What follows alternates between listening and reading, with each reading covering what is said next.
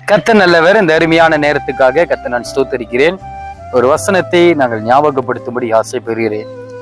யோபின் புஸ்தகம் அதோடைய 5வது அதிகாரம் அதோடைய 9வது வசனம், ஆராய்ந்து முடியாத பெரிய காரியங்களையும் எண்ணி முடியாத அதிசயங்களையும் செய்கிறார்.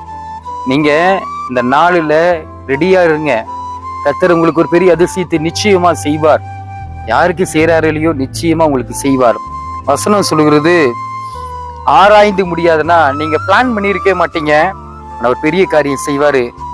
எண்ணி முடிச்சிருக்க மாட்டீங்க, ஆனா நிச்சயமா இந்த நாளில, ஏன் இந்த வாரத்துல, இந்த மாதத்துல, இந்த வாரத்துடைய முதலாவது நாள்ல நீங்க இருக்கிறீங்க, ஆண்டவர் உங்களை பார்த்து சொல்றது, எண்ணி முடியாத அதிசயத்தை இந்த வாரத்தை உங்களுக்கு செய்வார். உங்களுடைய வேலையில எல்லா காரியத்திலையும் நிச்சயமா செய்யற. சோர்ந்து போயிடாதீங்க. சோர்ந்து போனோம்னா ஒன்றுமே பண்ண முடியாது. என் பின்னாடி பாத்தீங்கன்னா மழை தெரியுது, மலையில சும்மா ஏற முடியாது.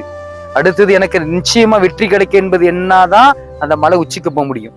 என்னால மலை மேல ஏறவே முடியாது நினைச்சோம்னா மலை அடிவாரத்துக்கு கூட நீங்க போக முடியாது. அதனால சோர்ந்து போகாம இருங்க. மலை உச்சியில ஜெயக்குடியான கிறிஸ்து இயேசுவை நாங்கள் பறைசாற்றுவோம்.